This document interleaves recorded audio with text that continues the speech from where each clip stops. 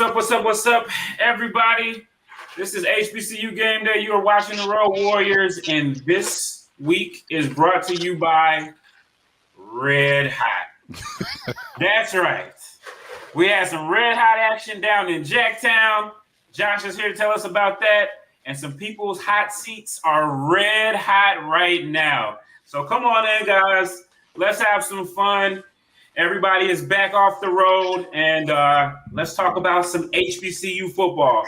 Let's cut right to the chase. This was the week that the rhythm met the results, hot met the seat, all of that good stuff, and we're going to talk about it. We had Jackson State hitting the culture uniforms with the theme from the Sonic Boom of the South and giving us a game that actually lived up to the hype.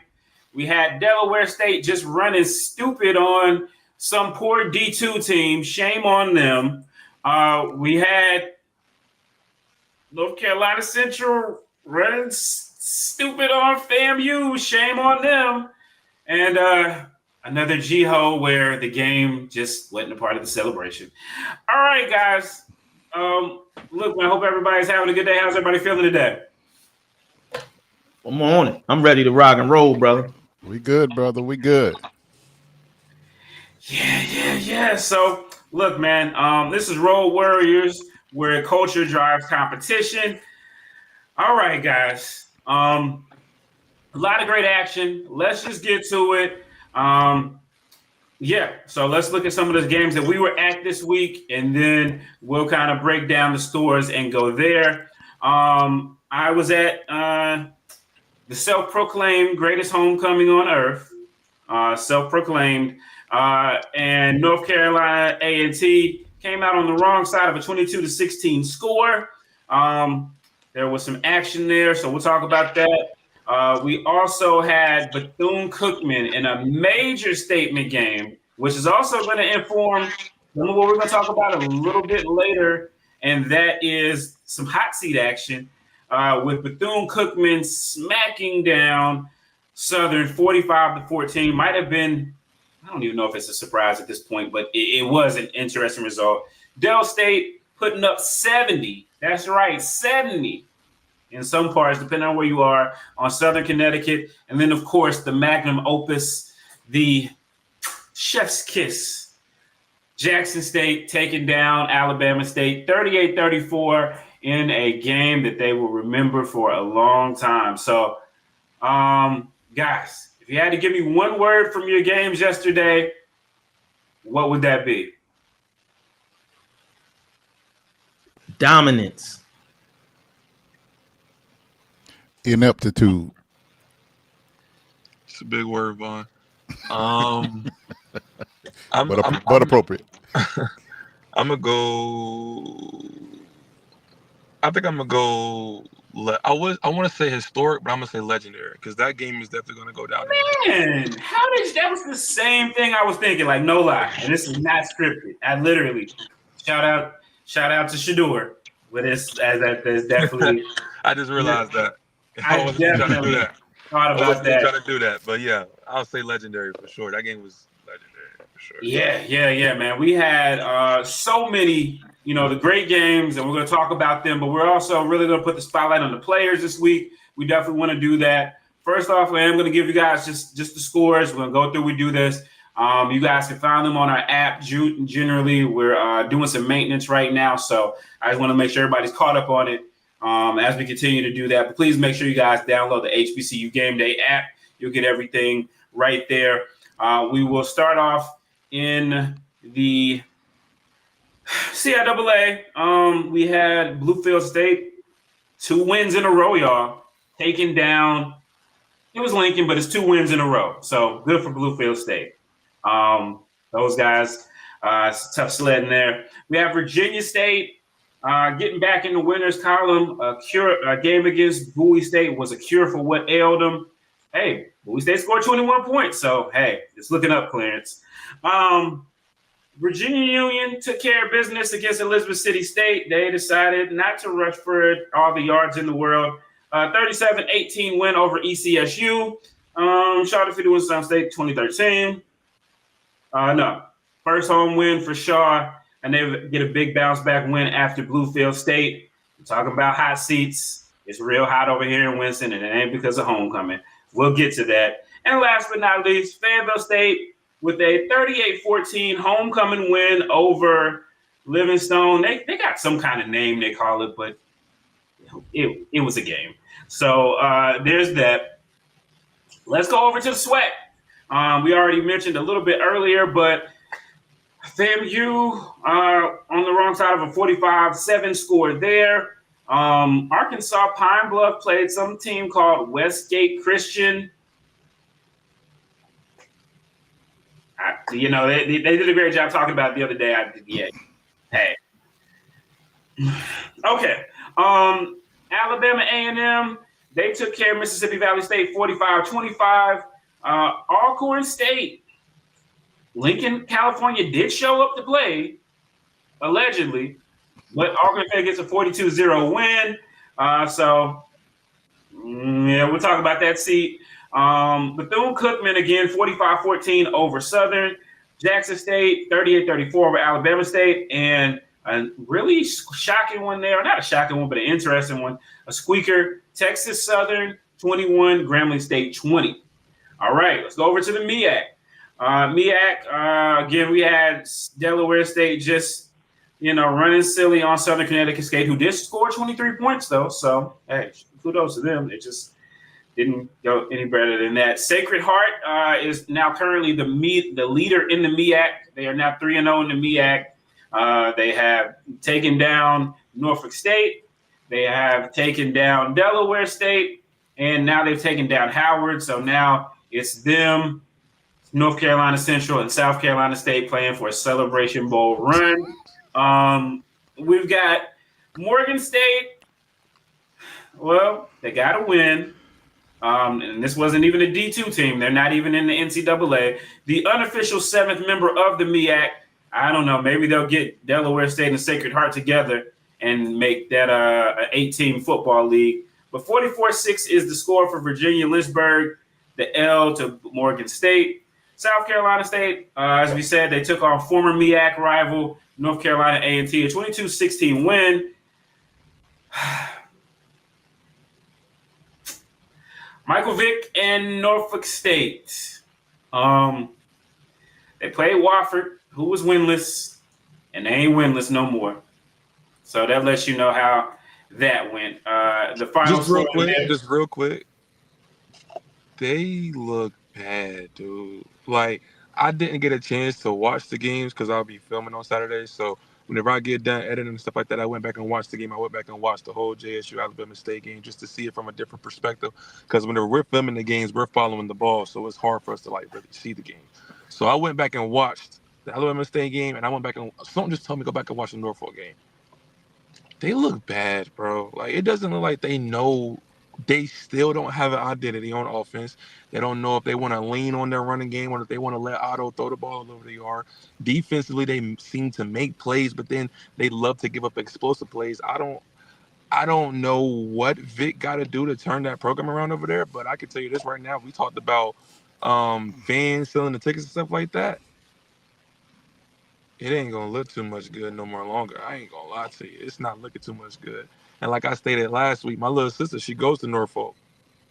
She's already made it. Her friends already said they're not even going to the game for homecoming. They're not even going. So it's gonna get. I think it's gonna get bad out there very faster than we thought.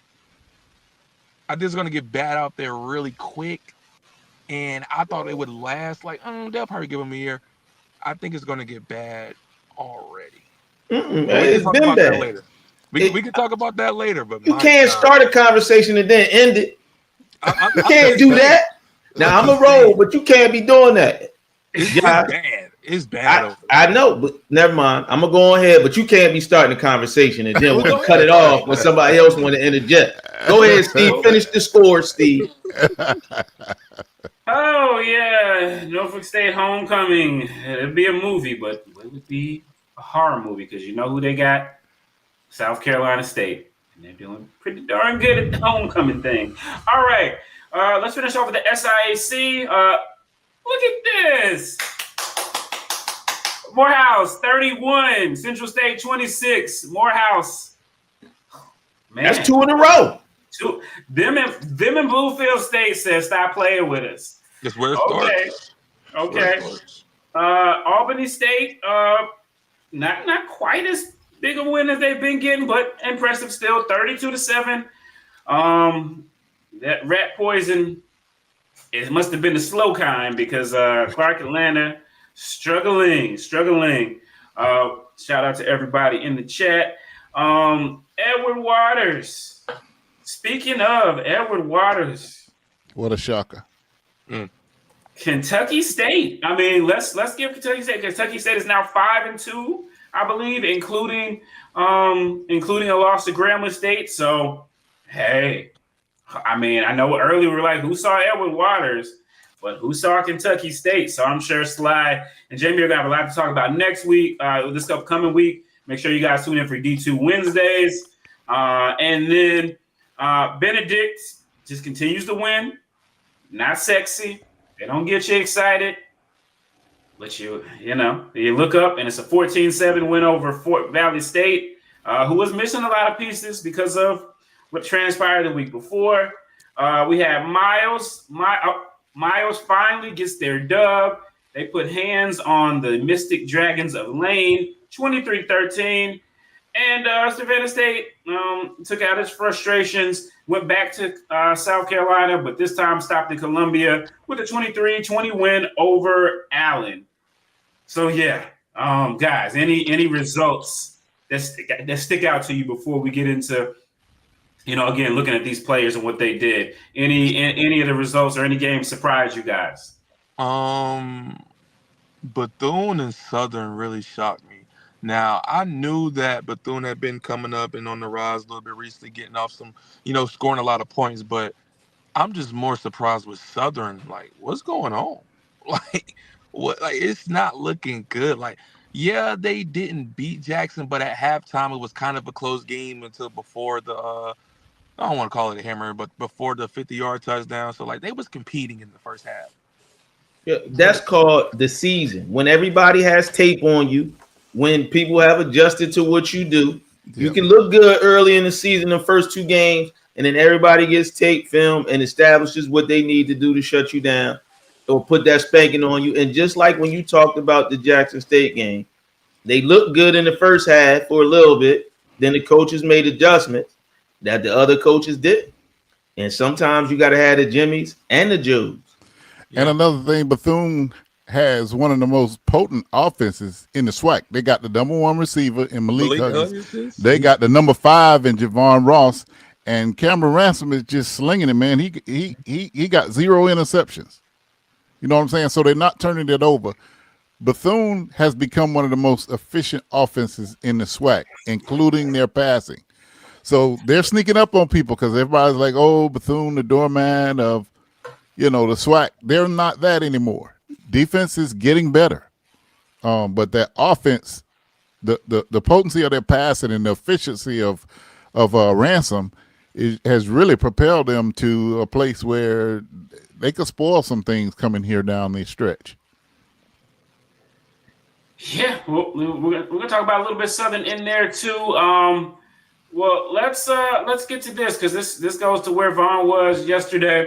NCCU has the best running back and best passer in Black college football. We put up a ton of yards on anybody. There's no SWAC team that can keep up with us. I disagree. Best quarterback. I watched the game yesterday, ground level. Steve, you gonna run them highlights in a little bit? Are you able to run? We'll see the highlights. And as far as the passer, the first pass out of in the first drive ended with an interception.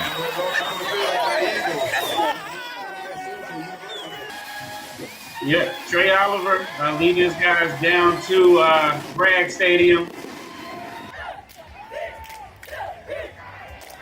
Yeah, this was the first drive. We talk about the efficiency. That was not a good efficient pass there. So as far as most efficient, now he's legit though. He is legit. He works well with Trey Oliver's offense. This is one of the few highlights for FAMU. It was a real stagnant game for FAM. Breast cancer awareness, that's what the pink. But now NCCU gets it in motion. Great thread the needle on that pass. And this DB jumped the out pattern. It's just like, this is typical of FAMU's day. Just everything they try to do, North Carolina Central had an answer for. Hype atmosphere, you know Trey always hype. Always hype.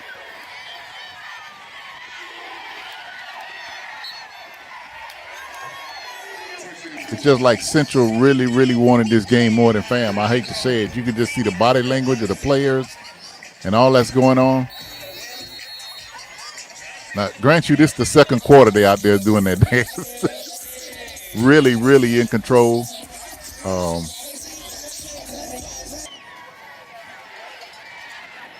Just running it right up the gut untouched. Central is clicking. FAMU's only touchdown. But then Central keeps pouring it on, and there's that dude. Now, was that culture or scheme, or a little bit of both? Culture. It was definitely culture. Definitely culture.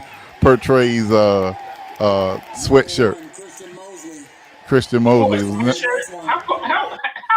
was the weather like down there? Oh, it's the most beautiful day you want to see. It was like 75, overcast, no sun. Just a beautiful day for football. It was a beautiful day for North Carolina Central for football. It was really, really quiet in the stands. You know, I need to start walking around with this when I'm around campus because it is really, really hot in that seat right now. The alumni groups. I almost didn't want to go on social media, but I had to post some stuff. And by the time I got there, it was like, oh, my God, in fuego. And understandably, this team is 2 years removed from winning the Celebration Bowl. And there may not be another degrade in a team that fast. And so it's just unacceptable. It's just unacceptable. And Coach Colsey said it. The standard is the standard. This isn't up to the standard. And you got to know that administration, fans, everybody else, they want to change in what they're seeing on Saturdays. This week is homecoming. Alcorn is coming in. You got an opportunity. In defense of FAMU for the last 2 weeks, last two games, I should say. They would have been better off if they had had a chance to play that Valley game in the middle and possibly get a win. But they got blown out by Eddie Robb and Alabama State, and then come right back and get blown out by Trey Oliver. So those are the two games in a row that people see. Mm-hmm. If that game had actually happened against Valley and you got a chance to get a win, it softens it a little bit. But all they remember now is losing by almost 100 points in the last two games. I mean, that's the reality of it. Yeah, they went downhill fast, brother.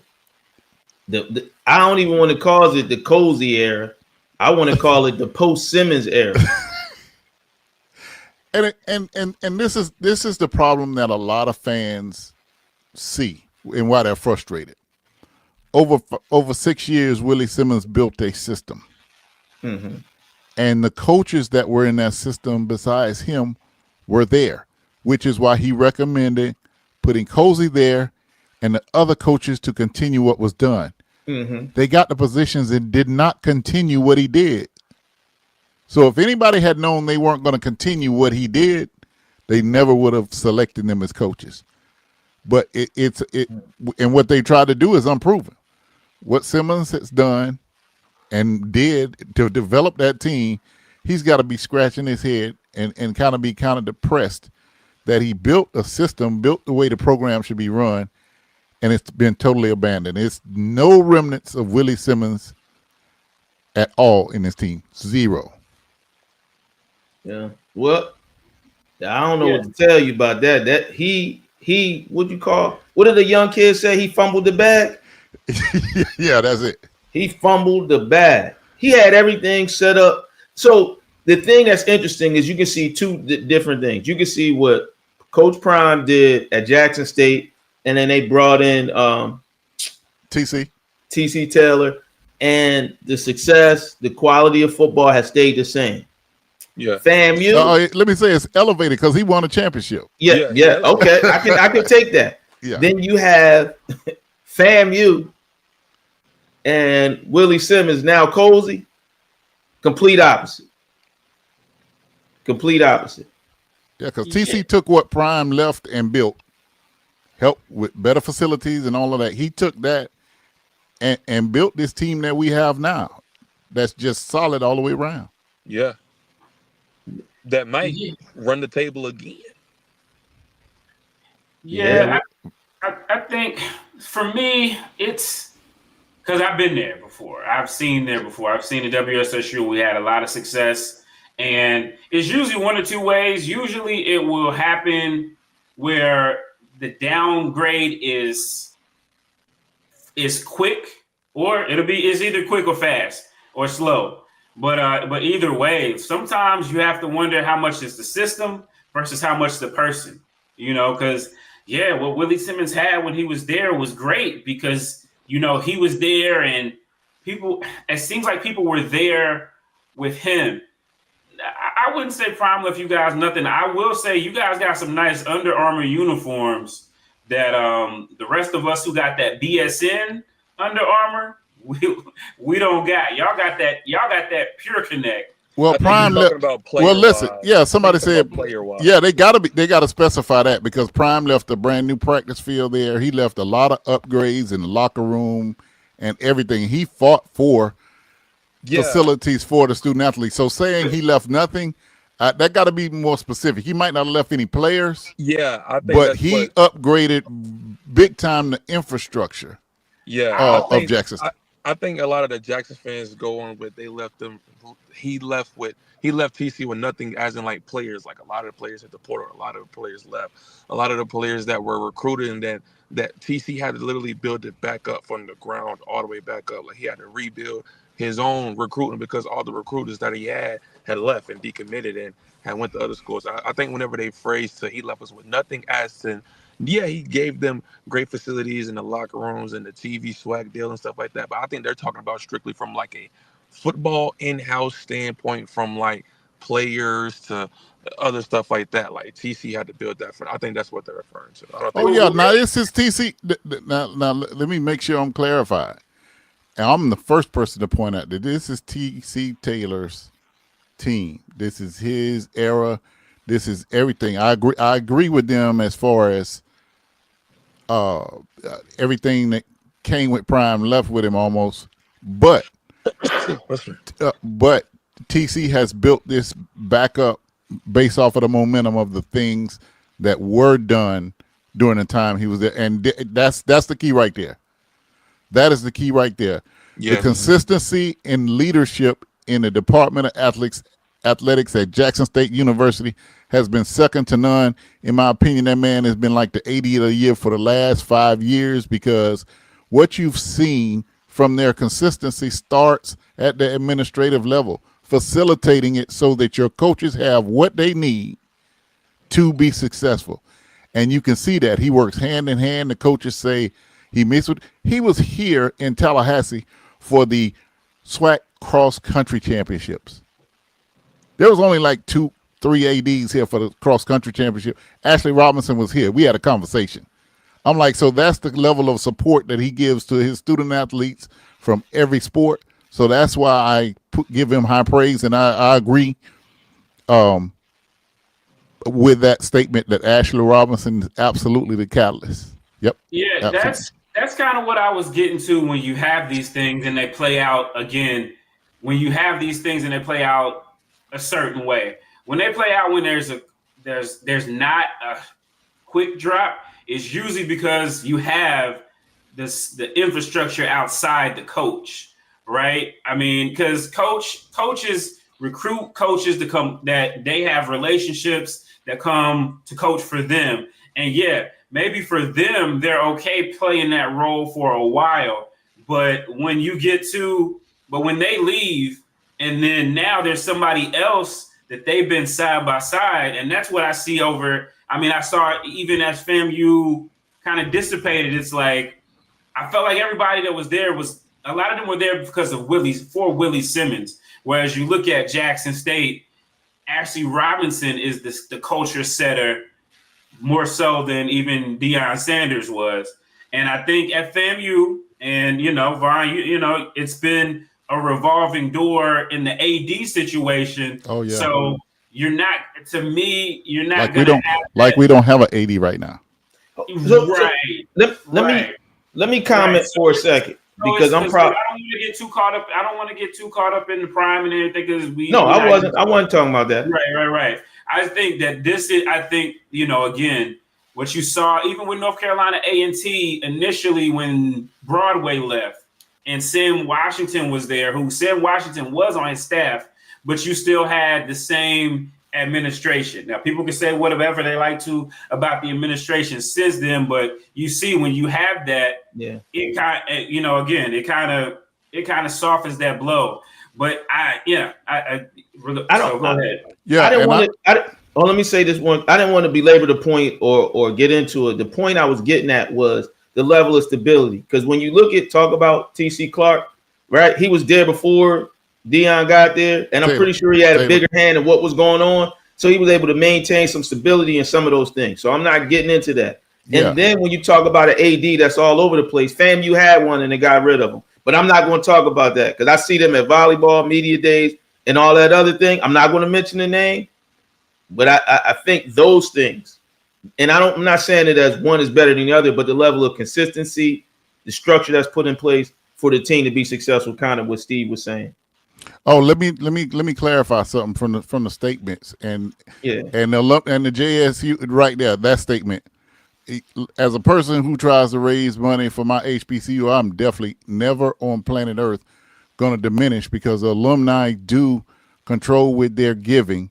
And so to the people from the outside that may not know this, what she just said, we just saw it go up during the time Prime was there. Had no idea how it got there, but let me applaud the JSU alumni for stepping up for those upgrades because to me, that's the biggest point in any institution being successful.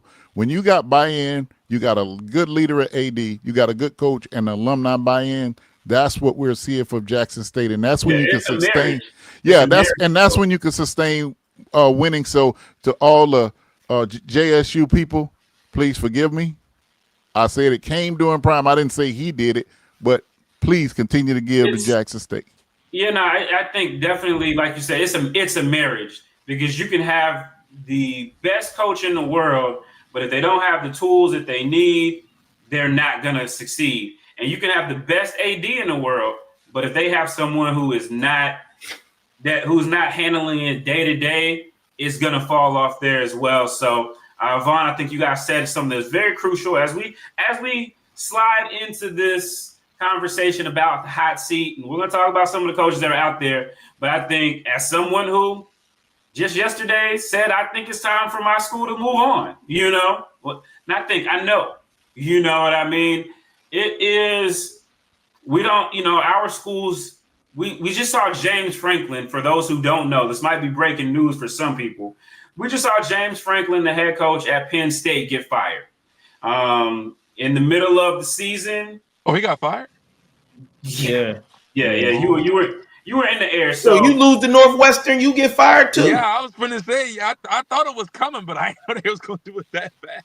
Exactly. I must have been in the air whenever they announced it. Exactly. So, it's one of those things where every school, every program should have expectations. And again, we can't all just fire our coach in the middle of the season. Well, we could, but it's a little bit different from us. But they have money that folks will just come out and say, hey, we want a new guy. This is who we want. Let's do it. Now, that actually did happen at North Carolina A&T. All right. That did happen. So it can be done at HBCUs. Most of us are not doing it right now, but it can be done. So alumni are very important. We talked about it last week. We have talked about making sure that HBCU football, people see it as a product, because at the end of the day, the end user is your crowd. They are generally going to be your alumni and your supporters. So like Vaughn was saying, what they do with the 220 Club and so many other folks, a lot of people I think a lot of times when people have had losing situations for so long, people feel like they're helpless or they're voiceless, or they just kind of go with it. And I think it's important for administrators to realize when you have people that are still engaged, because it can take a long time to build a fan base, but it could really not take a lot to lose them, especially nowadays. So with that said, we're talking about the hot seat. We talked about FAMU. If you guys saw my clip before, there's another SWAC program. Let's go a little bit further west, not all the way. There is Alcorn State. Cedric Thomas, who is also a second-year head coach. You're going to see a theme here. He is also, you don't even really got to go any further than our Facebook page when Tally posts the quotes when he posts the quotes for each of the coaches. Man, there were some seasoned sisters that were letting you know that they were ready for Brother Thomas to get up out the paint. And, this is a year and a half. And it's another, and, they often say, whether people like this book or people hate this book, it's very controversial, but I'm going to put out there 50 laws of power or 48 laws of power. So one of them is don't follow behind a great man. And we saw Willie Simmons, Cozy's behind him. We saw, Alcorn State, we know that situation. Now, what they've done, not only with Fred McNair, but also Hobson, even before that as well. They are, people don't often think of them when they think of the FAMUs. They think of the Grambling or the Southern, but Alcorn State has had a lot of success, and they're not playing with them. I mean, they gotta win the other day because they played a school that I couldn't pick out of a lineup, but he's there. Any thoughts on Alcorn State? Should he be on the hot seat? They just got their first win last year. They fell below expectations. It was his first year. Should he be on the hot seat in year two? Should any coach be on the hot seat in year two? Well, like you said, it's the problem is he's starting behind a great fan base. I mean, a great, McNair and a winning football culture. And he hasn't connected with the fan base like some of these other coaches have done. And so now he's sitting in a situation where they feel like the bread is a little spoiled. Plus, those blowout losses give a perception, you know what I mean? And all those things contribute to where whether they can fire him or not, they may be planning on getting him out of there, until he makes some changes. And then, Steve, just piggybacking off what Kobe said, it's like, what does it look like? Does it look like there's a chance that this system could actually work? Like, if it looked like it's only going worse, the Rattlers look worse this year than they did last year. So it's going in the wrong direction. You can't get behind something that's going in the wrong direction. And I talked to Reggie Theus when I was in Daytona a couple of weeks ago. I was like, man, a lot of people in Bethune wanted Raymond Woody gone. He said Bethune was on the very edge of having level 2 APR issues. Now that football team has a 3.2 and they got a 980 out of 1,000. There are certain elements. So now with that happening, Theus was a little more patient with the football side coming along, because we all know that if you don't have that academic side, there is no football side. There is no side. And so Vaughn, talk to them. They want to know about the APR. Explain that APR rating. APR is your academic progress rate, and there is a rating based on 1,000. And the NCAA annually rates the teams, and I think it's a 952 that you have to have to be fully compliant. And so if your team falls below that, the first thing, like the phase that FAMU is in, they lose a day of practice, and that day has to be spent in study hall. If you get to level 2, they cancel your spring, get like 10% scholarship reductions. In level 3, they might cancel your season. I can't even remember what all goes into level 3. You just get on this big suspension. And so you get the postseason ban and postseason. Yeah. It's lots of levels of that. So the academic progress rate. So Raymond Woody walked in, they were one step away from level 2 APR. Now they are exceeding tremendously. I guess that's one of the highest APRs probably in Division I. And so that's why, in the grand scheme of things, that's why the athletic directors are so important, to understand the grand scheme of things, to keeping it going. Yes, you want to win, but if you don't get out of that, okay, yeah, that APR is something serious, and it's a big part of the NCAA right now. So if you wonder why they stuck with Woody when they were only winning 2 games a year, 3 games a year, because he was rising that APR. Now the team is starting to play well. They're exciting. They got, like I say, big win over Southern. That's something to look forward to, and that's something they can build off of. Yeah. And that speaks to kind of what you're talking to, because combining what you and Steve said earlier, right? Alcorn is used to reloading, not rebuilding.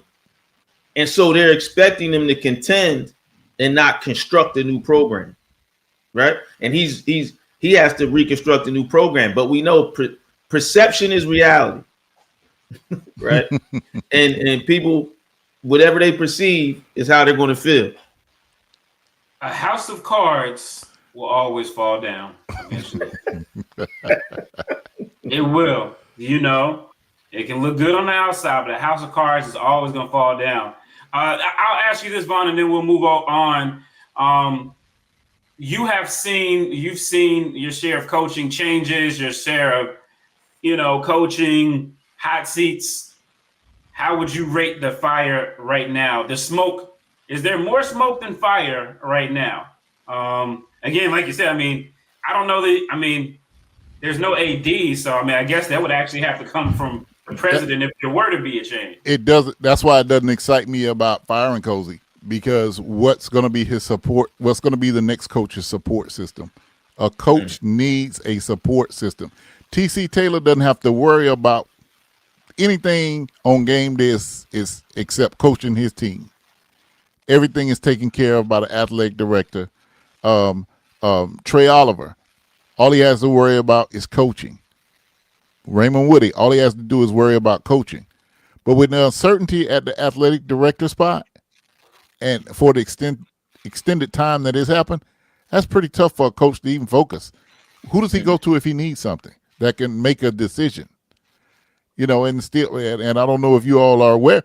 So who was serving as interim left. He's going to Alabama A&M. So now a third person is in that seat in the last couple of months. That's instability at the highest level. Mm-hmm. Yeah, man. He's you ever see those guys out there in a tornado, and it's like they just got to hold on to the pole and hold on for dear life. That's what it seems like is going on. But hey, FAMU, they want to win, and I know just from watching, it's like they went through that period of time where they weren't good and it was really hard, and then you get good again. It's like, you want to hold on to that. Mm-hmm. Right? Yeah. It's going to be really interesting. And, we talked about blowouts and how they can make it worse. Well, somebody did get blown out. Somebody else got blown out in Florida yesterday too. And that would be Southern University. As we've seen, oh God, man, for a long time, Dawson Odoms was the mainstay there. After they went through their transition period when Pete Richardson left, and, people weren't too excited about old Dawson Odoms. He's kind of low key. He's funny, like in his own way, but, people weren't too excited about him. So, he wanted a longer deal. The current athletic director, AD Banks, was not willing to give him that longer deal, and he bounced for Norfolk State. We see how that worked out. It opened up the era for Michael Vick. So it's kind of crazy how this thing comes around. But anyway, they want, a lot of people wanted Eric Dooley, who was another assistant under Pete Richardson. They got him. He was there for a year and a half, and the bottom fell out there. And yeah, so now we got Terrence Graves, a longtime assistant, my fellow WSSU Ram as well. But he's been a longtime assistant down there in the SWAC. He finally got his chance last year. He went 8-4. People weren't. I got friends in Southern. People weren't crazy about Terrence Graves as their guy. They are very particular, as they should be, about who's going to be their head coach. Part of being a head coach at a football program is not only the X's and O's, it's not only managing the program, but when you talk about certain schools, it's also, do the alumni believe in you? Does Jaguar Nation, does Rattler Nation, do they believe in you? Do they support you? Because if they think you're their guy, they're going to give you a little bit of grace. They're going to give you a little bit of grace. But when you're not their guy, you never were their guy anyway, as soon as it starts to fall off, everything you do, everything that goes wrong at that university is your fault. When they can't get in the gate, it's that damn coach. If his stuff was right, then they would be letting people in the gate. Trust me, I know. So Terrence Graves finds himself in this situation. Also in year 2, they are one shoestring win away from Valley from being winless, and they might want my Ram brothers. He might be cooked in some gumbo soon if they don't get some wins. Any thoughts on that? And Southern, is there anything redeemable there, or are we just kind of also just waiting around? The difference there versus FAMU and Alcorn State is that they have had the same AD for the better part of a decade, and he's been able to bring in. This is now the second coach that he's brought in since Dawson Odoms. You had an interim for a year. But it's the second coach he's brought in there. And it gets to the other part. How much of this comes down to being on the athletic directors, too? We talk about the coaches on the hot seat. Sometimes how many times can an athletic director get a coach wrong in football before it's time for them to go to? And the question people have, and I want to ask y'all, is Graves saved by the Bayou Classic this year? He wins the Bayou Classic. Does that save him for another year? No, because Grambling stinks. They never wanted him as their head. In general, he just was never their guy. He was never their guy. He went 8-4 last year. He went 8-4 last year. He went to the championship game. And people were like, oh, yeah, we're in the championship game. But, they haven't. And again, I was telling a friend that went to Southern this. I was like, man, it's been a long time since we won. But, man, y'all haven't won since 2012. You know what I mean? Like 2013. Like that was HBCU game day was in its infancy at that point. So it's like, man, that's a long time. You're talking about a dozen years. Vaughn, you've seen this, you talk about, a dozen years for a program that has a storied history, both all time and recently. That feels like an eternity. And I'm sure that's got to feel like an eternity to them too. And in the way they've just been getting smacked from the MEAC, SWAC, again, hanging on in Valley. We saw what happened when they looked like they might have a fat fighting chance, and then Jackson State just turned on the switch. And then yesterday they got beat with a switch by Bethune-Cookman. So, yeah. But it is kind of where it's at. But But think about this: who's on the worst hot seat, right? Him or Grambling's coach? Was it Mickey Joseph? Now that's another school that will fire you. Interestingly enough, their athletic director, Dr. Travian Scott, he is a Southern alumnus as well. He's a Southern alumnus. He was hired as the AD a couple years back, and he is the one that brought in Hugh Jackson.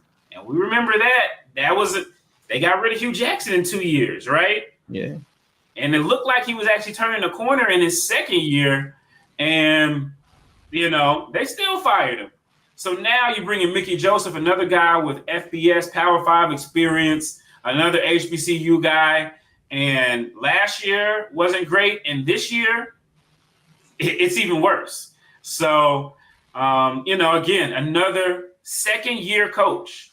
At some point, guys, we got to start looking at these athletic directors and be like, okay, what's the common denominator here? It's you. I mean, what's not clicking? You know what I think is another problem among coaches is laziness, straight laziness. The transfer portal has got coaches recruiting from behind their desk as opposed to going out and finding these high school kids that can come in and play, that don't have whatever baggage some transfer portal kid has that's coming into your program. You have to have a balance. And a lot of teams now are like 75, 80%, 90% transfer portal kids, as opposed to going and building your program. A la Trey Oliver builds from high school players, and they have continuity, and they stay there for a while. I'll never forget let me just look back last week on it. It's a different level, but the comparison. Number 3 and number 4 for the University of Miami, those defensive ends. They transferred to University of Miami. University of Miami was either 5-6 or 6-5, but they believed in the program. 3 years later, they both like first-round draft picks for the NFL. They were able to grow. They were nurtured by the University of Miami, and Miami built them up and developed them as athletes. They took the time to do that. So many of our coaches are lazy, and they will not develop kids because that's developing your future. They try to make a quick fix and go find all these kids in the portal, and just because they come from a school that is a Power 5 school or whatever, those kids a lot of time come with baggage. So I say a lot of what is going on with these coaches that are not as successful is laziness, because they're lazy. They're recruiting behind their desk in the portal as opposed to going out to these high school games like we used to do, finding the kids that you see with your eyes can help your program in the future and developing them. Vaughn, you hit it right, and like you spoke that right up my alley, because I was going to say the same exact thing. That's the problem with a lot of these coaches nowadays. They are failing these kids at the developmental process of their game. Like, these coaches don't know how to develop teams, and like you said, develop players. And like you said, with North Carolina Central, they build it from the ground up. They go and recruit high school players. That's why that program has been good with Trey Oliver in the past couple of years. That's why it's been good, because Trey Oliver knows how to develop his team. You can see it all the time with these teams. Look at all the teams that we're questioning about the hot seat. Look at where all their main players come from. Yeah. Southern, Trey Ollie. Look at the rest of the players that's looking on a hot seat. I mean, look at the rest of the coaches that are on a hot seat. FAMU, where their players come from? Transfer portal. It's not a lot of growing and development going on because these coaches, but at the same time, not to say that I understand the coaches, but I kind of get the point of view that they're coming from, because it's like, we're talking about coaches in the hot seat, and it's only in their year 2. Like, yeah, it's not looking good, but it's like, it's only year 2. So it's like, do they really have time to develop the players? They got to win now. So it's like, I do kind of understand some of the coaches from some type of perspective, but it's like, okay, now how long is enough? Because, like, for example, A&T with Coach Gibbs, they think they got their guy. Even though they're still not winning games, I'm pretty sure Gibbs is good for the next 2-3 years. Pretty sure he's good. And within that, like, you can see, like you said, Vaughn, like, if we can see a little bit of a change, and people, I feel like A&T is starting to see a little bit, like, they're not getting blown out. Like, I mean, yeah, they still got blown out to Central. They lost a rivalry game by a big game, but they're still competing in football games. They understand, and me and Steven's been out to multiple games.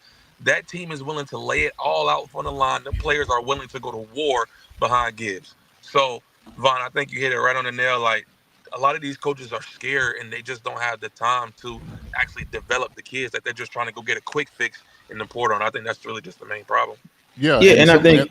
I'm sorry. Go ahead, Kobe. I was gonna say, and you were exactly right. But the other thing I think that we don't take advantage of is that the people with boots on the ground see what's happening day to day, and it may not just be. It may be the result of what's happening on, pre-game, practice, all these other things in the classroom, and then the results manifest themselves out on the field, which are poor. So And I think that's what we need to keep in mind too, because if you got a good AD, they're hands-on, they understand their program, they're around it, and they understand what things are going on.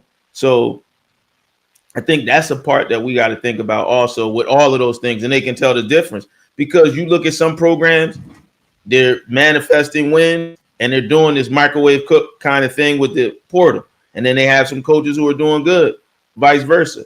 So, but I'm glad we talked about these players and stuff.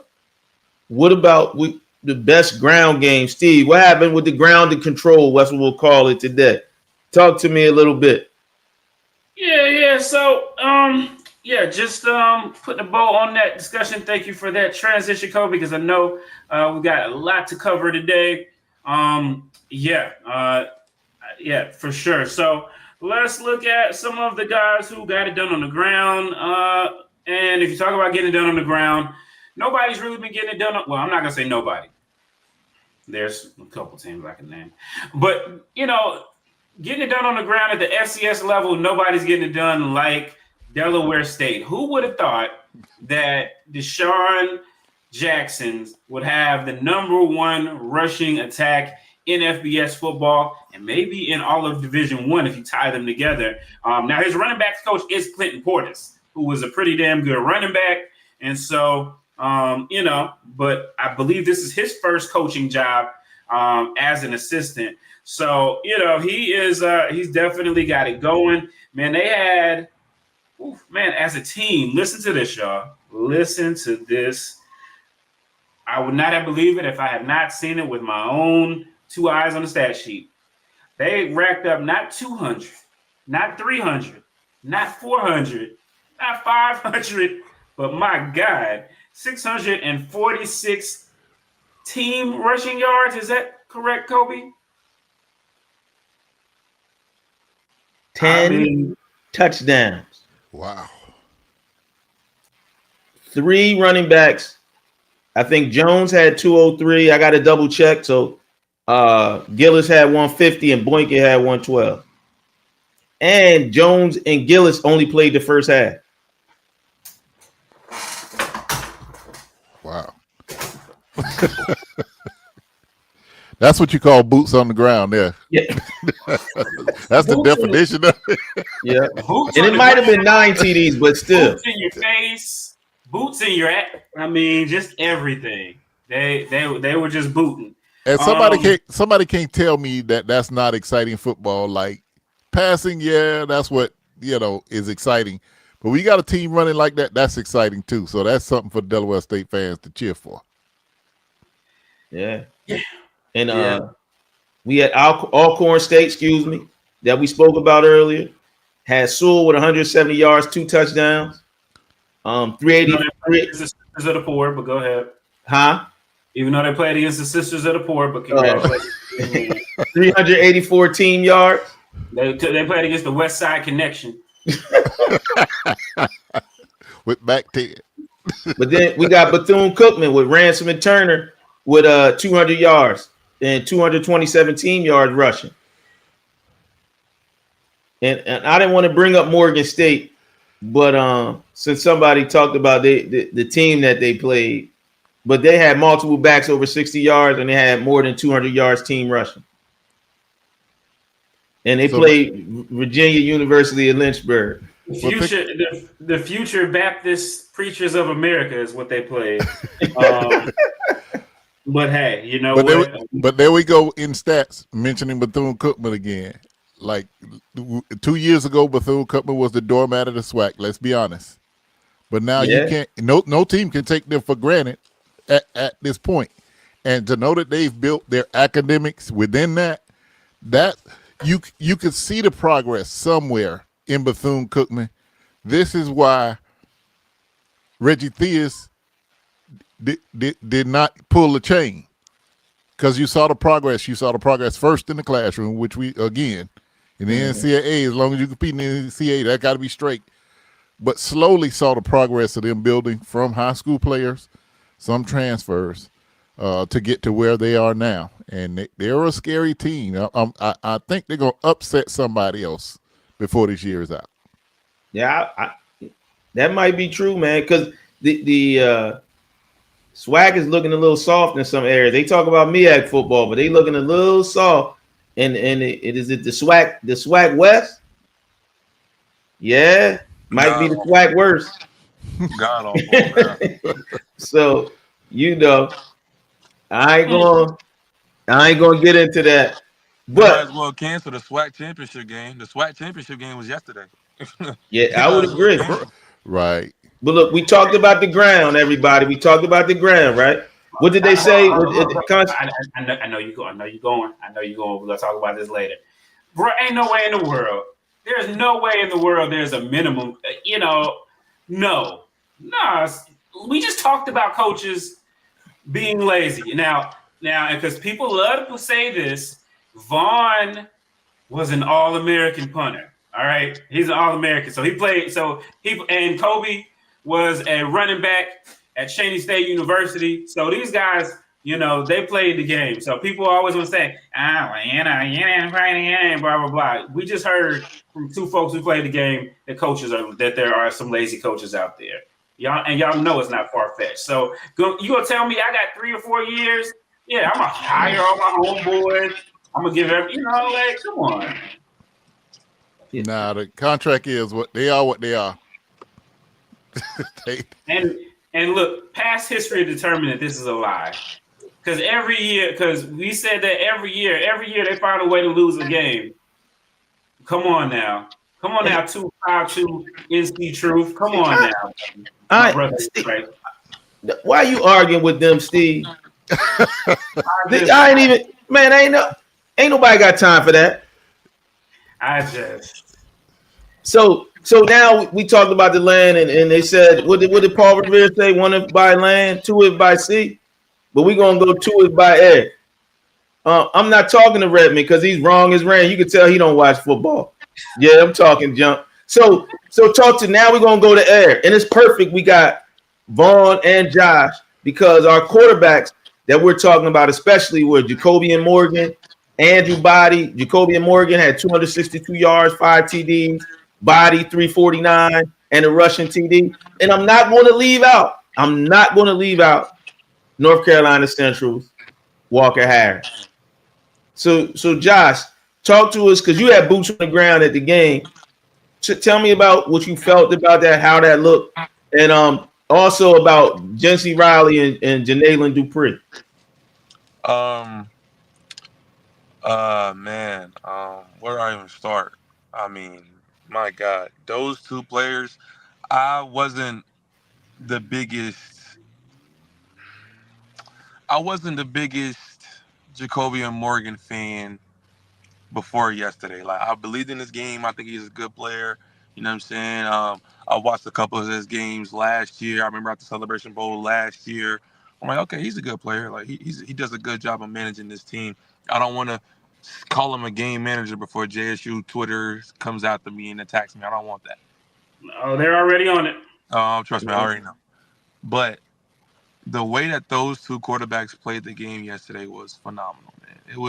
The game lived up to the hype. I don't know if y'all guys want me to talk about the full game yet, but the game lived up way to the expectations that was set for the game. Like I said earlier, this was probably the SWAC championship game, honestly. Just wet their whistle, Josh. We give you a whole roundup. Just wet their whistle, though. Okay. The game was crazy. I think the Andrew Body is the best quarterback in HBCU football. Even though they didn't get the win, I personally think he's the best quarterback in HBCU football because whenever you take the Alabama State team and you take Andrew Body away from that team, we see what they did last year. Now Andrew Body is there and the team is flipped on his head. Like, they're a dominant team. Like, that team goes as far as Andrew Body goes. So me personally, with the 2 quarterbacks playing, it was a great and amazing game. And I'm for North Carolina, same area code as Durham, 919. I'm in the same area. I've been in a lot of the Central games. I love Walker Harris to death, but me personally, I think Andrew Body is the best quarterback at HBCU football, man. The way that he's able to stress defenses out from, you could try to blitz them, you could try to send 5, you could try to send 6, you could try to play coverage. He's going to break a sack or 2, break your contain, roll out the pocket and throw something down the field and find the open man down the field. And you talked about Jalen Jones.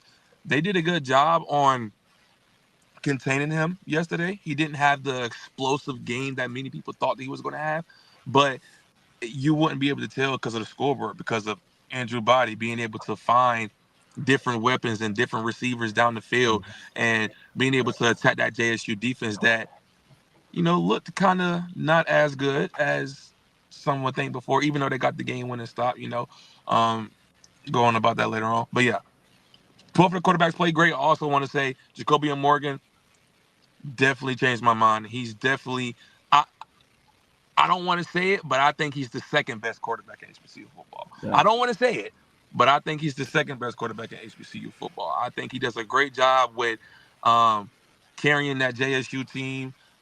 He's able to put the ball in those playmakers' hands. And like I said earlier, I had to go back and watch the game because it was multiple throws that Morgan had made that I was like, wow. Yeah, like that's an elite level throw. Like that last touchdown to Nemar. Oh my God, that was an amazing throw. He didn't convince you in the Celebration Bowl, huh? He didn't convince you in the Celebration Bowl. You were right there. No. Yeah. So hold up. I want to come back. We're gonna come back to that. We got a lot more. Okay. And we got a lot more of your game, Vaughn. I want to know about Walker Harris and Chance Peterson. Talk to me.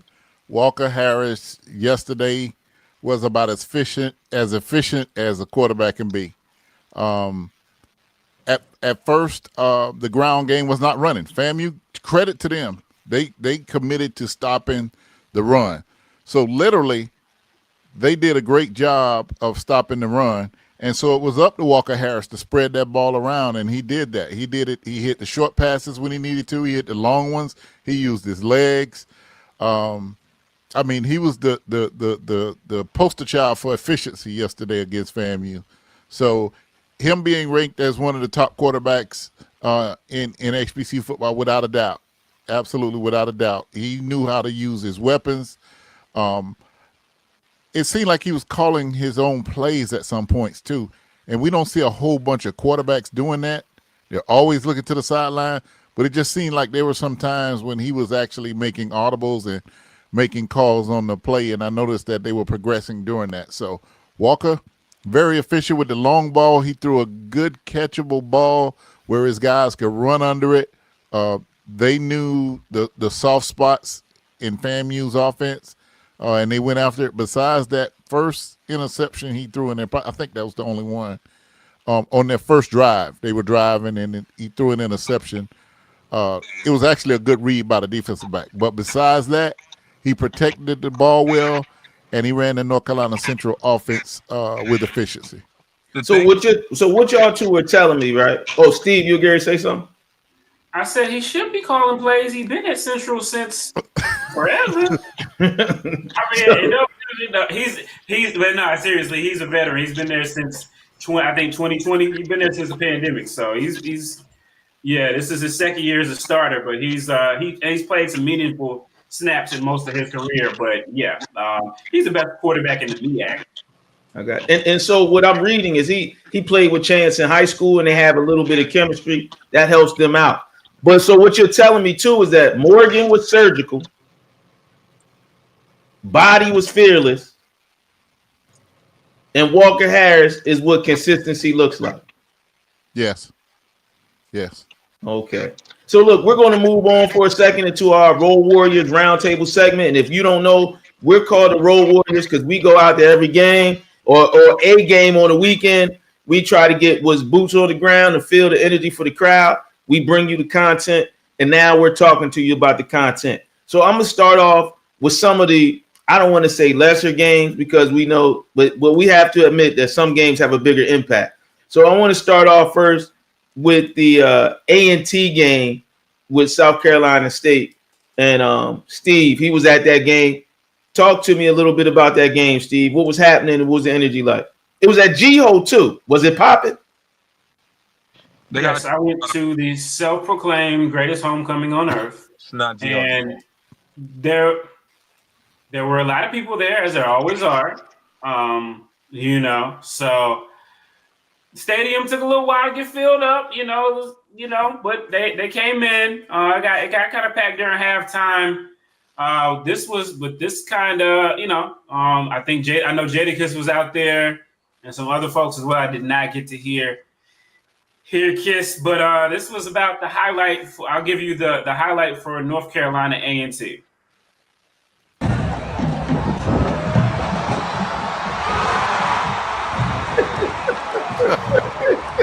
Dang.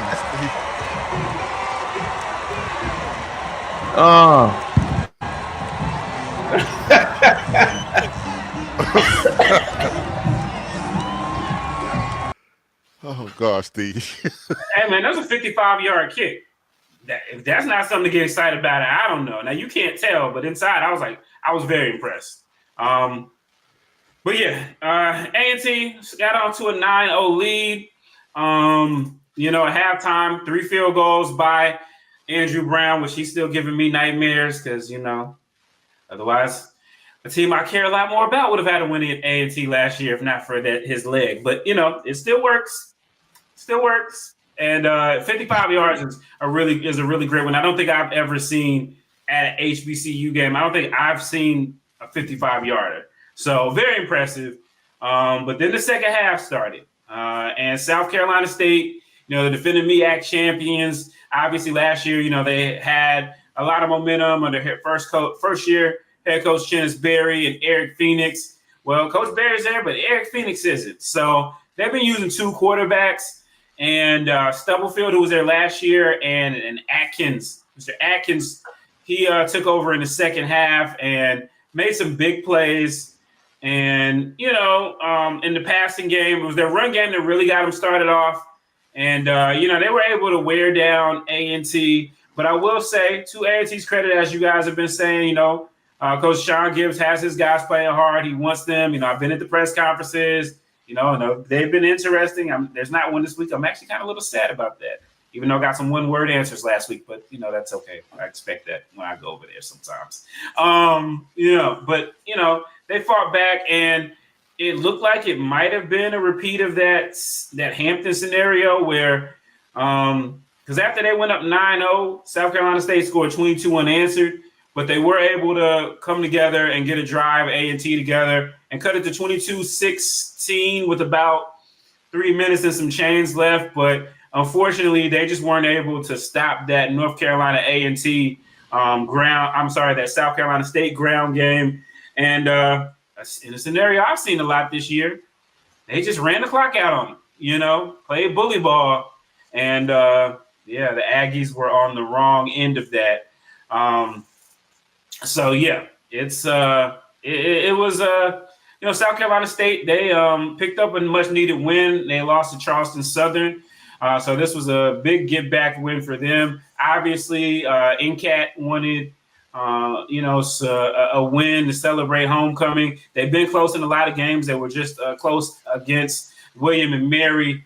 But as we like to say on the D2 show, everybody knows almost doesn't count. So yes, almost don't count. Go ahead, Steve. Another tough loss for them. They continue to look for their second win. But people felt pretty positive that things are going in the right direction. As we said earlier, talking about coaches, Trey Oliver's former teammate and friend, Sean Gibbs Jr., he's got the mandate there. And, I go to the press conferences again, and the folks believe in him. So he's got some room to grow. Unlike the last guy, like I said, it ain't always your X's and O's. Sometimes it's whether or not people believe in you. And right now people are believing and they're buying the chicken. So, we'll see if they can eke out another couple wins. Yeah, well, I hope it's baked chicken and not fried because he gonna need some help. But now next, I'll go over the quick Delaware State game because they played the Division II team at homecoming, and I feel like we all know that North Carolina State game was extremely important, and we know our biggest game of the week was definitely JSU and ASU. You know what I'm saying? But at Delaware State, I'm gonna say this: being at Delaware State, and it was raining, it was kind of crazy, and I was rushing. but I stepped out and got into the crowd for a minute, and it was a movie.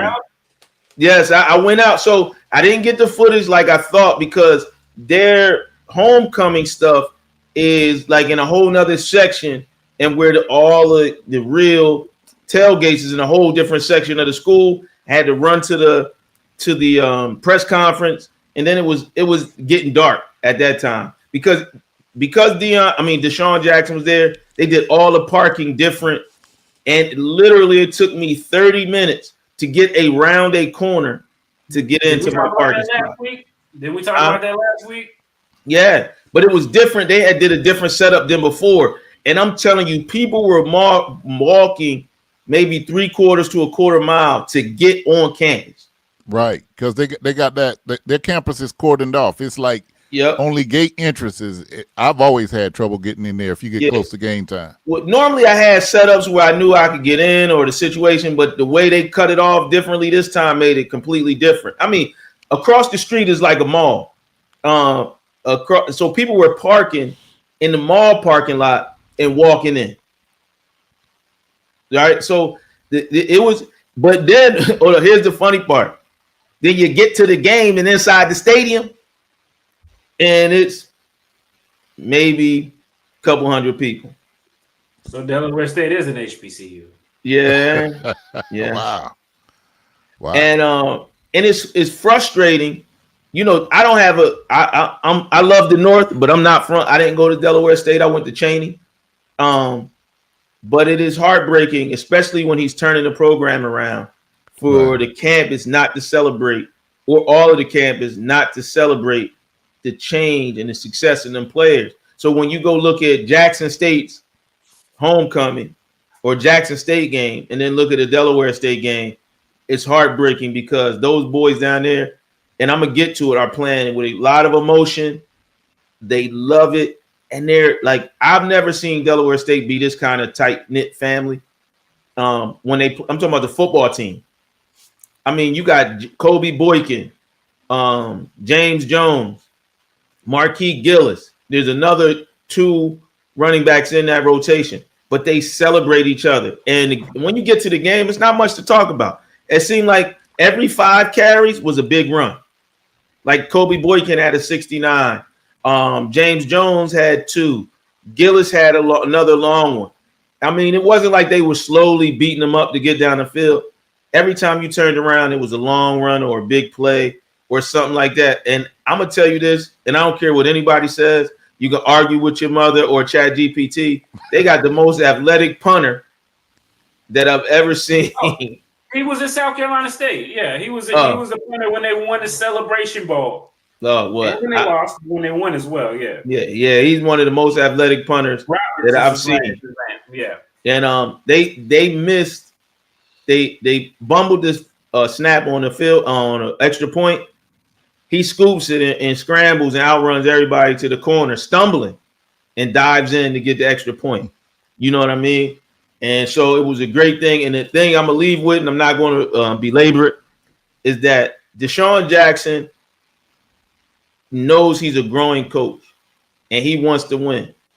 And, you know, he has some shortcomings, but it's not necessarily about his knowledge about football. I think his growth as a young man and as a coach is happening all at the same time, and putting him in the football atmosphere as that responsibility is like a pressure cooker, pressing a diamond to make things happen. And I truly believe that this situation, whether he stays or leaves or whatever, is definitely going to make him better at whatever he does after that, because this level of responsibility, and he's taking it head on, trying to do something. And I think he's on the right track. Are there some things he can do to be a little better?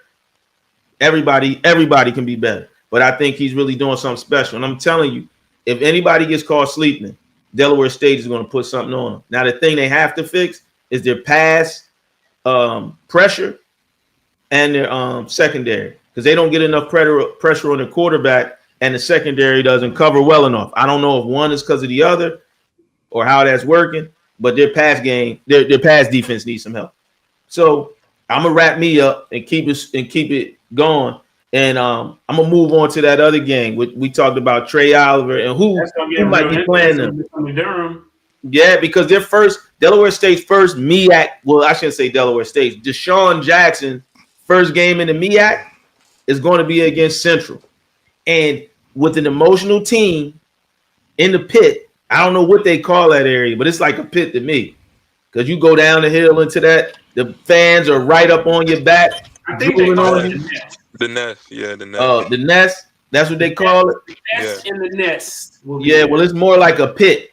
And and if they can handle that pressure cooker that they're going to be in, because they're going to be in the pressure cooker. Now, physically, I think they'll be able to play with Central. I'm not calling a winner, but how they handle that away game will make a big deal on how the game goes, because they're going to fight for 4 quarters.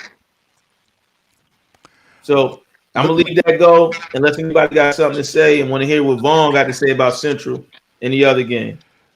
One thing that I was talking about the FAMU Central game, it was like a Central offensive display because they were expected to run. They started out and FAMU's defense actually had a spark and stopped them from running. I think they had to punt on their first drive. But what Central did was go to the air. What they did was go with the short passes from Walker Harris and getting his guys the ball in space, and they consistently drove down. And then, as you can see on the highlights earlier, then that opened up the running lanes because they had the defensive backs and everybody had to fall back because they were going over the top and all that kind of good stuff. So, but if there is a chance putting this game together with what Kobe was saying about Delaware State, FAMU was actually successful in rushing the ball. Guess who stopped FAMU from rushing? FAMU. They stopped giving the ball to the running backs to run. They stopped themselves. I guess, I don't know if the urgency of being behind was it or whatever, but FAMU was able to run the ball on Central. So if there's anything Trey Oliver is going to need to tighten up before that Delaware State game, it's going to be their run defense. I'm sure he'll concentrate on it. You know, Trey, if he sees this video of me, he's going to use that as chalkboard material for his team to, you know, get them motivated to stop. That's what Trey Oliver does. You know, he was hyped up in the game. He was on a mission. I was on the sideline as he was running in at halftime, and he was screaming to across the other side, they don't want no more. They don't want no more. That's Trey. That's what he does. And that's why his players play for him, because he injects that in there. Other side of the field is quiet. Players need that point of motivation all during the game for 60 minutes. They really do. I don't care what level you're on. You need somebody motivating you. And I just did not see that on the FAMU side. Trey Oliver is a master at it. His team is playing like it. They're strong on offense, defense, and special teams. They're going to be a contender in the MEAC. And that Delaware State game is going to be telling how far they can go, because if they tighten up their run defense, then they're going to be a hard out. I can't. Here you go right now. Y'all can't see I got my podium. This is him. And, you know, we had Vaughn Wood. You know, we had Vaughn Wilson on HBCU game day talking about, you know, Delaware State gonna run this and that. My players got internet. They see that. Now I tell them it's culture over scheme, but you know, I can't keep my guys from everything. You know, I can't watch their phones. You know, so that was our motivation, and that's why, man. I mean, you know, and maybe we'll start getting some respect, man. I know. Of all the positive things I say about North Carolina Central, I'm gonna end up on the chalkboard for that one little point of improvement. No, man, you know, y'all love it. Yeah, Josh, you might have seen it if you're a Martin fan. Rerun. But there is, and I'm going to mute Josh for 1 second because there is a Martin episode with Gary Coleman, and it keeps talking about Mad Dog No Good. Mad Dog No Good. And Mad Dogs are coming. And I tell you, Mad Dogs are coming. It's like, he's so mean. He's so mean. He smacked the man who, the doctor who smacked him on the butt when he was a baby. And I was like, that It's Trey Oliver to me. Yeah. He's a great coach for HBCUs, man. Coaches get up there and they're politically correct or they're quiet or whatever, but Trey gonna give you some entertainment all the time. He always gives you a soundbite. Yeah, he does.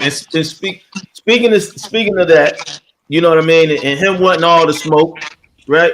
Talk to us about the smoke that was down in Jackson, Josh. Talk to me, man. Like I said, man.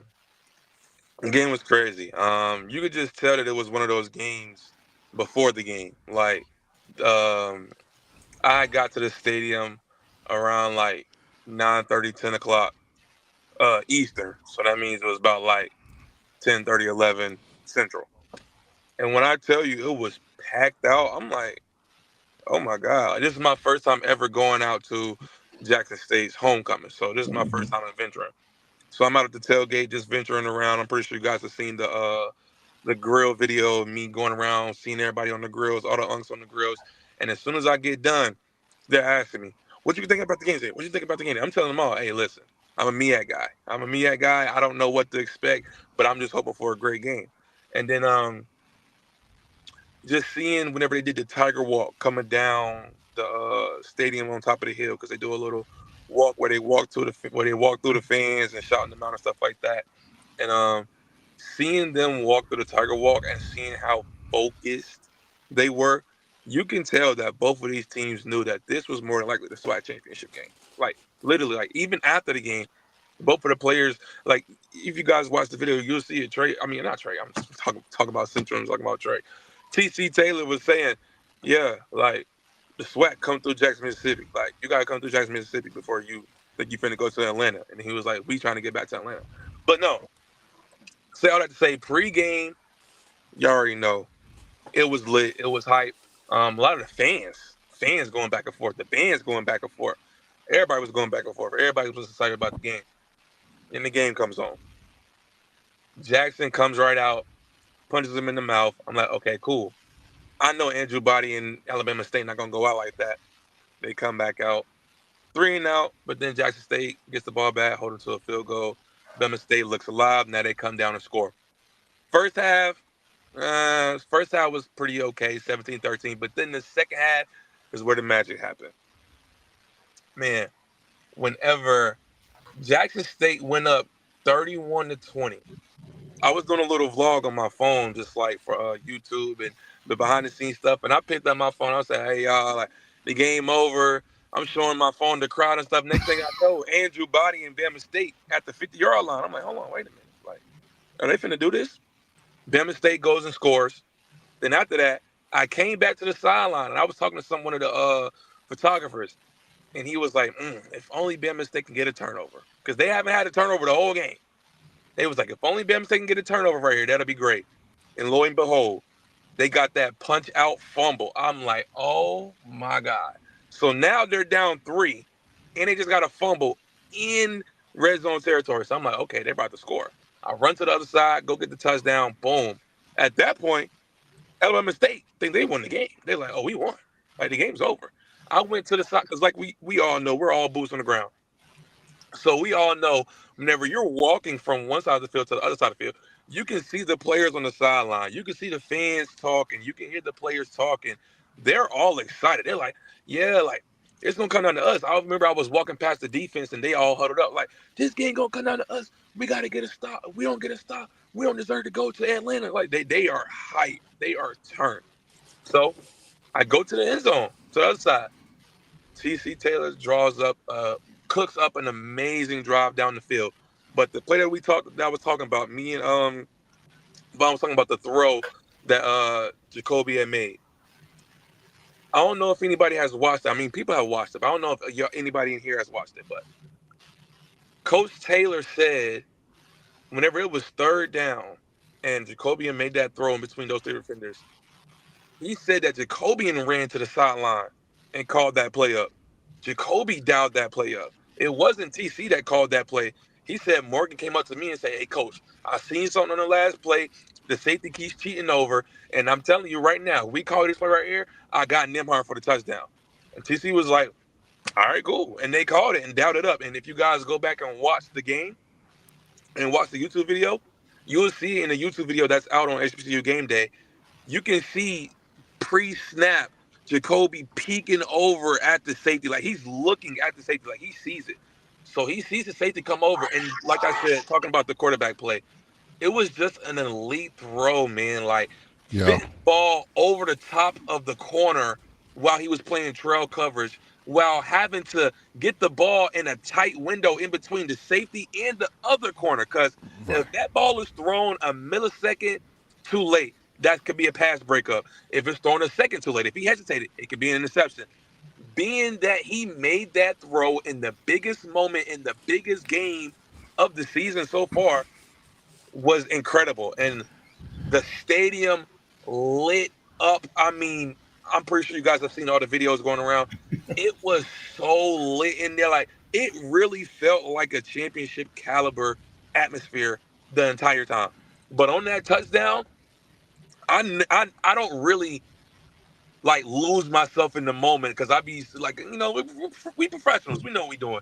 But I ain't gonna lie, after he threw that touchdown, I kind of blacked out a little bit. I'm like, oh, I'm like, because it was so loud. And like I filmed the ACC championship game, I filmed the ACC basketball, football, I filmed the Celebration Bowl. I've never heard that type of pop from a crowd before in my entire life, bro. Like, it was insane how loud it was, and you could just feel the stadium rocking, because that was a big time play. It was a big time play and a big time catch, because if he doesn't catch that, you're probably going to have to kick a field goal, get the ball back to Andrew Body with 2 timeouts and a minute left on the clock. So that was a risky play call, and for Jacobi to dial that up himself and make that throw is why I think that he is one of the best quarterbacks in college football. And then a lot of people have some controversy on the last second of the game, the last 6 seconds of the game. I'm going to be honest. That was a long 6 seconds. It was a long 6 seconds. It was a long 6 seconds. Now, I'm gonna call a spade a spade. I ain't going to sit here and lie to y'all. I definitely wanted Alabama State to get the ball with 1 second left, but I ain't going to lie. It was a long 6 seconds. But y'all were in Jackson. Right. Right. I get that. I definitely do get that. You know what I'm saying? Me personally, I wasn't mad, because I definitely wanted I wanted to be that. I wanted to be, for that game to be as hyped up as it was. It wouldn't be no other way for it to end than that type of way. Like, you would want that. Like, both of the players on both sidelines, if you asked them, would you want it any other way, they would both say no. That's how we want it. Even the Alabama State players that lost, I'm pretty sure they would want the ball in their best players' hands in the last second of the game. Yeah. Now, before I keep going, I have to talk about it. I don't know the offensive coordinator's name for Alabama State, but that's the Barnett. He used to be the coordinator at A&T and WSSU. That's the play call? That's the play call for the game, for the SWAC championship, basically? You call a speed option? Are we serious?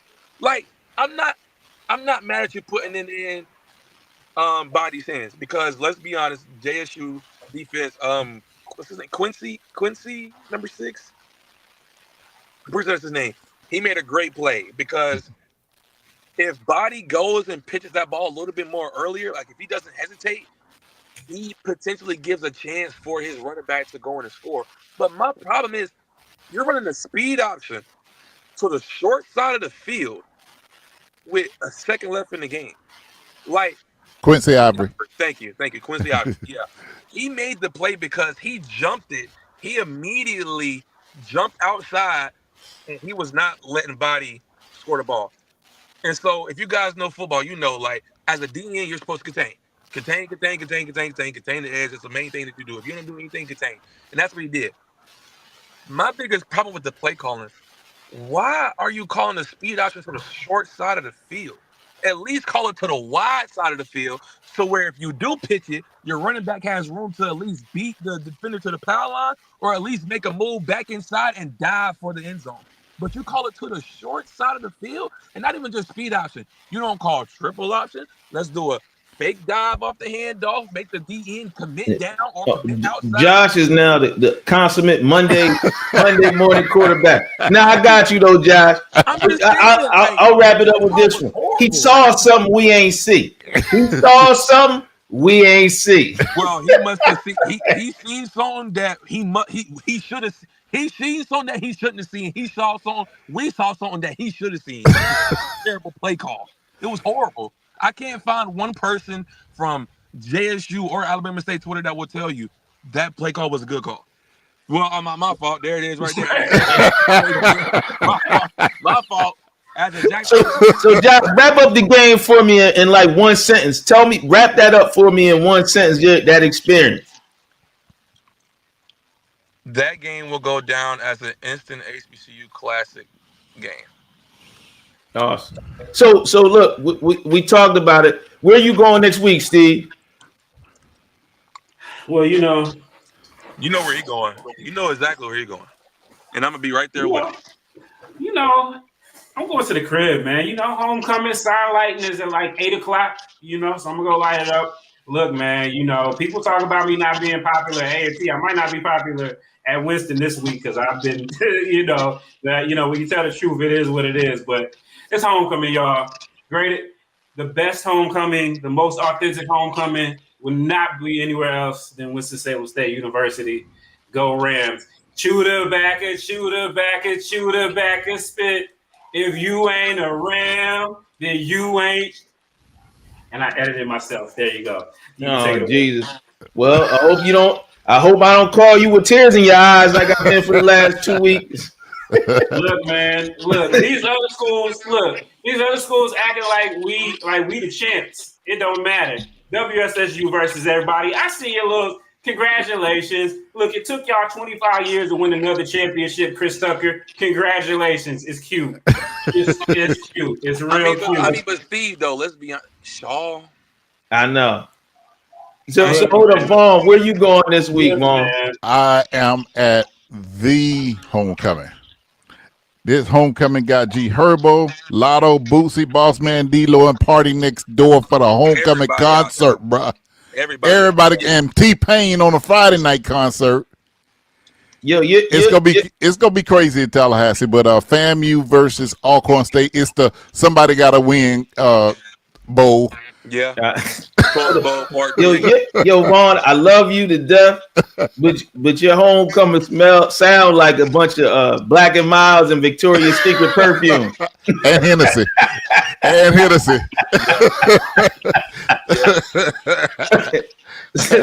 So where you going this week, Josh? I think I'm gonna be in Winston, man. You don't want to go to Norfolk or nothing? Everybody off. That's right. The MEAC, everybody is off. That's why I'm going somewhere. Look at all these D2 fans that finally come out once they start beating Winston-Salem State. Now Virginia Union and Fayetteville State got fans and stuff and Sharp. Like, They was quiet, Steve. You called them out, man. You called them out. You know, look, it takes the Rams. We just get the people going. We smoked them out finally. Oh, Jesus. Or no, y'all are smoked. When y'all go on another 20-year championship hiatus, don't get missing. That's all I'm saying. So I don't know where I'm going yet. I'm thinking about going down to Virginia Union, to Lincoln. I'm working on some stuff. I'm trying to figure out. No teams are up here. Playing the MEAC is off. I got to check what Bowie might be doing. So I might be high. The only MEAC team that's playing, they get all the spotlight this week is Howard. They're going to Tennessee State, but I'm not driving 11 hours for that. Because and I hate to say it because Steve knows how much I love Howard and people don't get it. But Howard, be Howarding. Yeah. And because they go from winning a great game last week, or right, and then they lose to Sacred Heart, who lost 2 close games in Norfolk, who beat 2 close games in Norfolk and Delaware State, and then they get blown out. You can't write that. So I might go down. I might go to Lincoln to go see what's his name? The D2 Derrick Henry. Curtis Allen. Curtis Allen get 400, 500, 400, 400,968 yards against Lincoln. Yeah. Yeah, that boy is the truth, bro. Because this what's interesting is he might be able to break that record that Jada set against Bowie last year. Hey, Vaughn said he already scored. Yeah, he's not gonna run for any more yards than he ran against WSSU. I guarantee you. I guarantee you. He gave a career, and he's a talented guy. Look at what he did. He gave a career performance. Me and Josh, I would like to see it. Me and Josh already gave him a touchdown for this week already. Just put it on the stand. I told y'all, look, we just inspire people to do things that they do not normally do. I'm telling you, he's not running. I would like to see him do it. Curtis, please run for 250 and 6 touchdowns. Hey, Curtis, hold on. Curtis, don't do it. You want to know why he's saying that? So he can try to wash the stain away. Because no, I'm telling you, it's not gonna happen. We just get people going. So listen, I'm so good at this. I'm gonna say this, right? Curtis needs to chill. You see, I'm a Bowie fan. I'm a fan of Bowie right there. But Curtis, there's a thing that you have to do that we say up north. Y'all might say it down south. I'm pretty sure they say it in DC. Pump your brakes, man. Because you all gas. Pump your brakes. But look, I want to wrap this up real quick. We talk about this, our culture corner. Josh, speak to me about those uniforms that shouted out the band. I ain't gonna lie, man. That might be the hardest uniform combination I've ever seen. Like, I'm not even trying to over exaggerate, nothing like that. Like, seeing them come out with it on and then the boom with it, it was fire. Like, even talking to the fans about it, they was like, nah, that is a fire colorway. Like, bro, like, that is one of the most coolest, dopest things I've ever seen. And not only just that, the boom is great and the team is also great. And the coaches were all in too. Like, in the pregame warm-ups, Coach Taylor and all the coaching staff, they had on like some new custom the little powder like blue long sleeves on in the warm-up. So they was all matching the boom, and bro, it looked like the little curve and stuff on it. Man, that is the most fire uniform I've ever seen in my entire life. Like, them jumps were hard. They were hard. I can't even hate. They were hard. So I got a question. This is for the group. Is the HBCU community and culture around football is the only place where a band can inspire a team to come back and win a game? Yes. Yeah. Because I hope I don't get grilled from some non-HBCU people listening to this, but watching the Florida State Miami game, their band was playing the whole time. It didn't have no influence on the game. None. But in the HBCU culture, it's something about when that band gets crunk up when you need them to. It's like they inject some spirit into the team, and just like Josh said he experienced, it's a part of that whole game day experience to have that band in the mix. It's definitely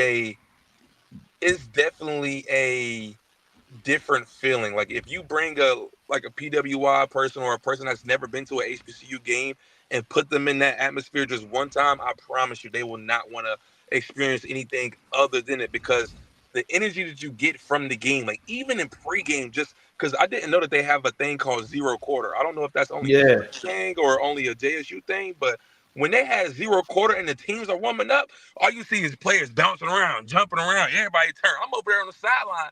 One of the camera dudes came up to me. He was like, look, you about to play yourself. I said, the band got me feeling like it right now. Like, about to play.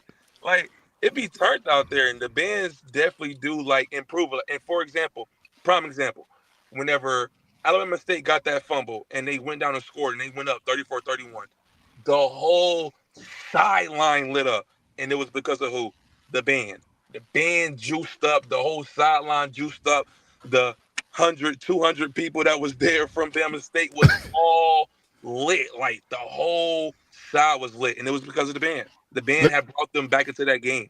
And Kobe, one more thing, just talking about the band. As bad as FAMU played, as bad as that whole situation was, At halftime, Show. the Marching 100 did a gospel set and had 2 gospel singers out there. I seen. Y'all see that video? The whole mood, the whole vibe of everything changed, bro. It was like the standing ovation for the band was just like crazy.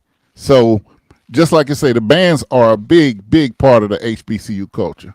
And also, one more thing. Lastly, I'm sorry, I'm saying it. I gotta say it because I said I was gonna say it whenever I seen it happen live and in person, and I gotta say it. The Honeybees in person, I'm a fan. I am a huge fan now. I am a huge fan of the Honeybees. I always seen the videos on Instagram, YouTube, TikTok. I finally got to see it in person. I am the Honeybees #1 fan. I've been top 5, like 5 of them, and told them I am y'all #1 fan now. I seen them too, brother. Attention to the band. Josh will be like, oh, the band will be playing, and Josh will be cutting up footage. So that he meant that. I definitely. Yeah. Them honeybees. I seen them at the MEAC SWAC challenge a couple years ago. They the truth. They the truth now. And I mean, when I say truth, I want to spell it like we spell it TROOF. No, they the truth. The young kids spell it TRUFF. All right. I ain't mad at that. But look, we're gonna wrap this up real quick. JSU played for his heritage. Del State played for the future, and Bethune played for belief. This week was proof that identity beats height. If culture drives competition, week 7 was full throttle. Now the Red Lobster HBCU band rankings dropped this week, and you already know that's part of the culture too. And that's going to be on HBCU Game Day. So download the HBCU Game Day app, follow World Warriors, and keep the drive alive. And Steve, you got anything to say to close this out? WSSU homecoming. That's all that needs to be said. Go Rams. Go Rams. If Vaughn? you are a Ram, you smell like. Vaughn. Yeah. Yeah. You got anything last words? My last word is the more the season goes, the more them seats get hot, and it might mean what it. They got 2 championships in 195 years. Congratulations. So, Josh, what's your last words? Last words. Even though we didn't do it, helmet sticker, Jacobi and Morgan. I hear that. So for Vaughn, Josh, and Steve, I'm Jacoby Simmons. We're out of here. Much love. Peace.